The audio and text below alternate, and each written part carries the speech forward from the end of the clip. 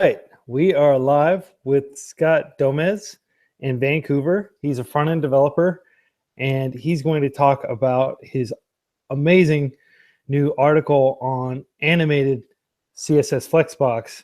CSS Flexbox described through animation. And he's going to talk. We are live with Scott Gomez in Vancouver. He's a front-end developer, and he's going to talk about his amazing. So we already have some people shuffling in to check it out. Awesome. So, Scott, please tell us a little bit about yourself and how you got into coding. Well, first of all, thank you so much for having me, Quincy. It's been a big honor. I've been overwhelmed by the response to the Flexbox article. That's been amazing. So basically, my story is that I've been working as a front-end / mobile developer at a company called MuseFind for about 9 months now. Before that, I took a degree in English literature and then spent some time working in marketing before ending up in the coding world. Awesome. So that's a pretty big jump, right?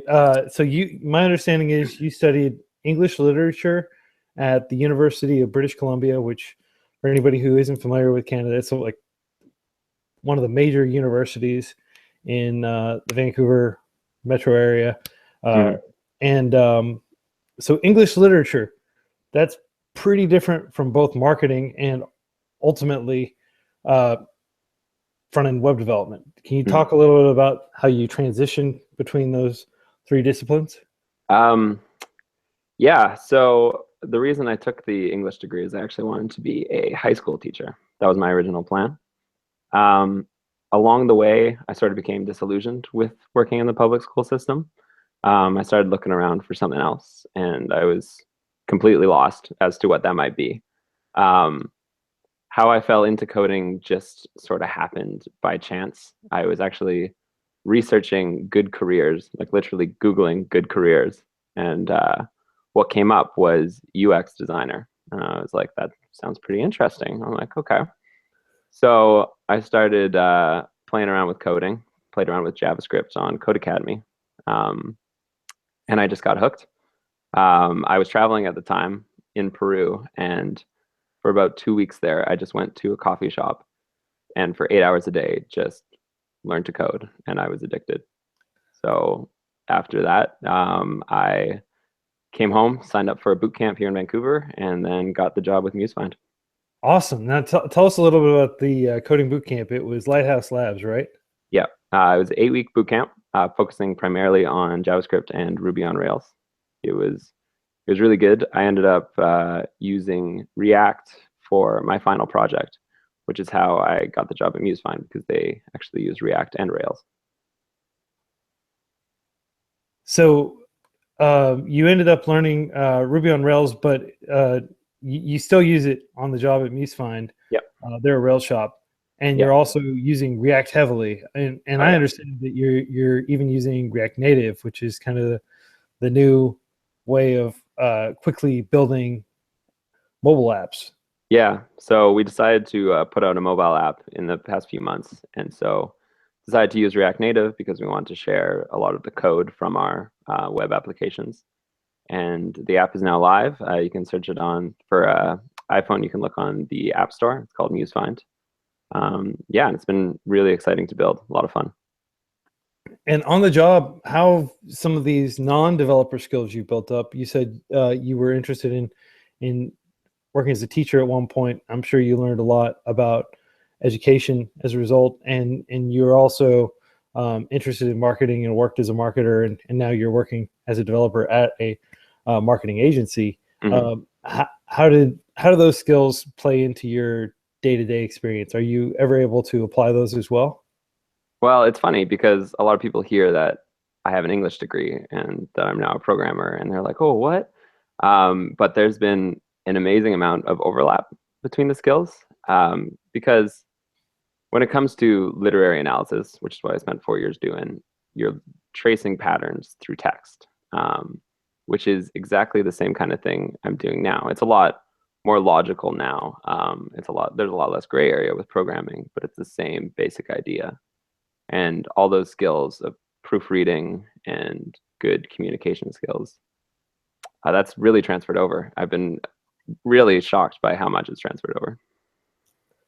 And in your day-to-day experience, well, working as a developer, you were in Peru, you were studying 8 hours a day, learning the code during that initial 2 weeks when you really discovered your passion for it.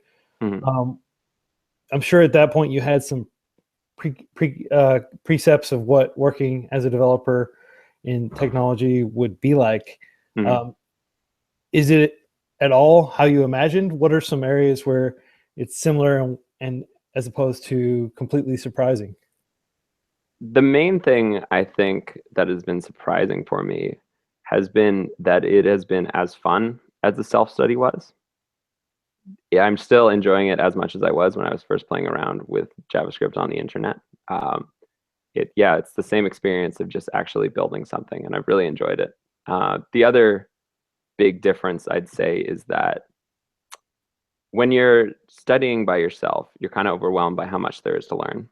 And what you learn on the job is that you don't really need to learn everything all at once. Like, you don't need to know all of React or all of Angular or all of whatever library. You just pick up what you need in pieces. And that's a lot easier when you know what you need from the library versus if you're just studying by yourself, you don't know what's relevant. So it's a lot less overwhelming when you're on the job. Let's talk a little bit about your Flexbox article, which is incredible. It's gotten more than 100,000 views on Medium. We published it in freeCodeCamp's Medium publication, I think last week, and it's still one of the top articles. Like, I check the top stories every day, and I think it's still up there. It's been well received by Reddit and Hacker News and a whole lot of these other places. And most importantly, a whole lot of people who were interested in Flexbox and really had no idea how it worked now have a great reference that they can go back to and see kind of the different properties in action in these short little GIF loops. Can you talk about how you came up with the idea of visualizing these with GIFs? And how did that happen?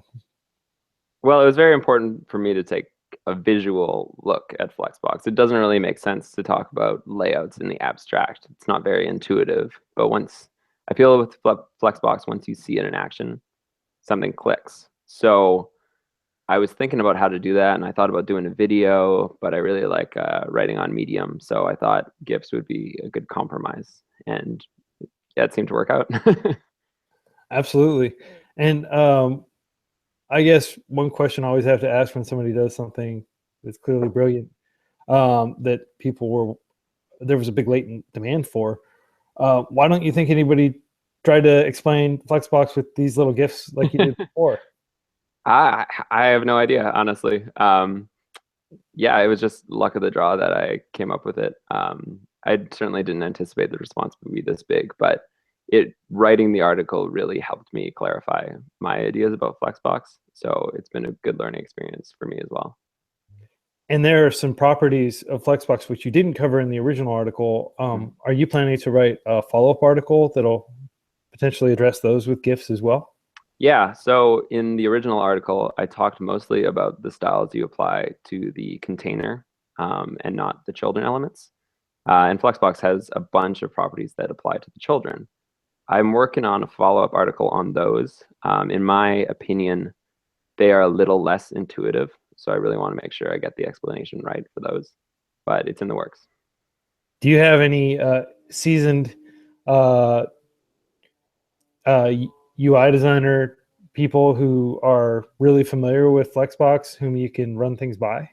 No, I'm just sort of figuring it out as I go along. Like I've used Flexbox for a React Native app, so I'm familiar with it. But like I said, this has been a really good experience for me to really nail down my understanding and make sure that I'm communicating in the most intuitive way. Speaking of React Native, tell us a little bit about how you managed to pick that up, because that's still very new technology and it's not widely used yet.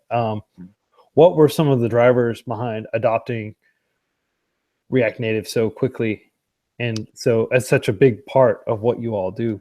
Right. Well, we're a small startup, so we like to build things quickly and get features out the door as soon as possible. And since none of us had any mobile development experience, React Native was certainly the best proposition for us because we could use some of our existing code from a web platform, and we'd be fairly familiar with the syntax. So it's been fantastic in that way. It's been really easy to pick up. Great. And so I understand that your React Native apps are progressive web apps that run on mobile phones well. Can you tell us a little bit about how all that works? So our app isn't a progressive web app, but I'm hoping that progressive web apps will be taken off very soon. Okay. Do you think that 2017 will be the year that they do take off? My short answer is I hope so. My long answer is that I really think it depends whether people get comfortable with it and get familiar with the idea. I think there needs to be some sort of big app that everyone wants to use that is a progressive web app. Because I know for me personally, I've had Google, every time I Google the weather, ask me to add it to my home screen as a progressive web app. And for a long time, I simply didn't know what that was, so I didn't do it. So I think you need to get people to the point where they're more comfortable with this compared to regular apps. Otherwise, they'll just stick to what they're comfortable with. Now, you said that your app is not a progressive web app. Is it a React Native app that's in a mobile app shell? Yes, exactly. Awesome. And is it for what platforms did you build it for? That's for iOS. iOS. Okay. So just to make sure I understand, your relatively small agency does not actually have dedicated mobile developers? No, it's I guess I'm the closest thing to a dedicated mobile developer. Wow, that's really cool. So yeah, it's been great. So tell us a little bit about I mean, I know you're not a mobile developer, but you're developing apps for mobile. So maybe you could argue that you're a mobile developer in the sense that you're just using JavaScript to develop mobile apps. Yeah. But tell us a little bit about the advantages of using something like React Native and basically shelling, if I'm using the correct term, shelling a JavaScript app inside of a native app. Well, there's some big advantages in terms of being able to quickly switch gears between your web app and your mobile app, share the same code base, share a lot of the same components. There are some disadvantages as well. React Native, I think it's a great platform and it has a lot of promise. It's not quite at the point where it delivers what it promises, in that there were still cases where I had to dive into the native code, which I was very unfamiliar with, which made debugging kind of a pain at times. And there's also a lot of problems with React Native that are hard to debug just because of the layers of abstraction. But overall, we haven't had any major problems with it. It's been a dream to use. We haven't had any issues with the app. So it's been a positive experience for sure. One of the reasons that people build native apps instead of web apps that function like native apps is performance. With an iOS app that uses Swift or Objective-C and goes in and gets really close to the proverbial metal, you can get some like extreme performance out of the processor, and you can access all of the different aspects of the phone, the tilt sensing, push notifications, stuff like that. My understanding is you can do a lot of that. You can access a lot of those features now in React Native, but is the performance anywhere near what you could get if you were writing a native iOS app? No, I don't think so. And I'm not sure it ever will be. For our purposes, we didn't need an intense amount of performance. Our app isn't that intensive, so that wasn't high on our priority list. But we've gotten great performance so far. But at the end of the day, no, I think a native app, if you need performance intensity, then I think the native app is still going to be the way to go for a long time. Maybe someday React Native will be there, but I don't think it's there yet. Have you taken a look at possibly contributing? You talked about React Native not necessarily having not being 100%, not being quite where it needs to be. Have you looked into potentially contributing to the React Native project? I would love to. Yeah, I've been thinking about it. I just got to find somewhere where I can be of help, basically. Now, is React Native actually written totally in JavaScript, or does it have like C libraries underneath it? How does it work? How does it actually function? Yeah. I'm actually not entirely sure. A lot of it is JavaScript from what I've seen in the code base, but then there's also a lot of native code in there too. Great. Well, before we go, I want to first of all point out to our viewers that progressive web apps and just web apps in general, Twitter recently moved its entire mobile web experience over to a progressive web app. I think they did that last Oh, night. really? Oh, Yeah. that's good. Yeah. So just if anybody watching is interested in progressive web apps, since we've been talking about it, I figured I'd throw that out. Big websites are jumping onto that. Yeah, it's definitely trending in that direction. The other thing, someone from our audience asked an excellent question that I think a lot of people probably want to ask, and I was going to look for their name real quick here in the chat so I can credit them. Charlie Pale, I think is how you pronounce his name, asked, I'm curious, how is Flexbox different from a responsive framework like Bootstrap? Flexbox aims to solve a lot of the problems that traditional CSS had, especially with alignment. It's not very intuitive using a float system to arrange things on the page. And Bootstrap also tried to solve that in their own way. And by giving you preset classes that would do a lot of the alignment for you. But I don't think that Bootstrap fully is able to provide the kind of solution that Flexbox is providing. So Flexbox just gives you a more robust set of tools to align things exactly how you want with less code than Bootstrap. So it's kind of the equivalent of like the vanilla CSS, almost equivalent of trying to use a responsive framework. It gets you really close to the CSS itself. Yeah, exactly. You're working directly with the CSS compared with Bootstrap. You got to throw a lot of extra divs in there to align things how you want them. Whereas with Flexbox, you can just set properties directly on the elements you're already using. Just out of curiosity, if somebody hasn't really used Flexbox that much, or they're relatively new, they understand CSS at some level, maybe they've worked through the introductory freeCodeCamp CSS challenges. Mm-hmm. How long do you think it would take them before they could start actually productively building UIs using Flexbox? Like how many hours? I don't think very long. To do some basic layouts, you don't really need to know a lot of Flexbox. I think the properties that I covered in my article should be enough to get you going.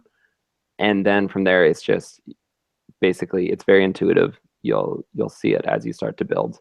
I would say, honestly, playing around with it for a few hours should be enough to get you to a solid point. Well, Scott, thank you so much for answering our questions. I know you have to get to work, and there's a foot of snow outside your home in Vancouver. So we will go ahead and let you get on the road. We wish you a safe drive to work, of course. Thank you. Yeah, and thank you so much for having me. It's been a pleasure. So everybody who's watching or listening to this, I've put the link to Scott's amazing Flexbox article. Again, I think it's one of the best articles on Medium for 2017. It's already here. This article like packs so much learning into such a short time using the power of GIFs. So everybody check that out. Follow Scott on Twitter and try out Flexbox. We're going to launch a section of our curriculum that's dedicated to Flexbox. That'll be live pretty soon, and it's already up on beta if you want to go play with it. beta.freeCodeCamp.org. And we're very excited to hear more about Flexbox and React Native. And if you do make some contributions to the React Native code base, we would love to hear about that. Yeah, for sure. And I'll be very excited at that point.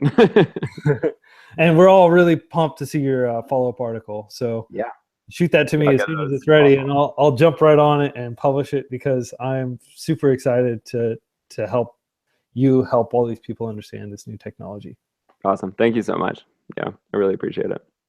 Thank you, Scott. And thank you, everybody, for tuning in. Have a beautiful day. Bye, everyone.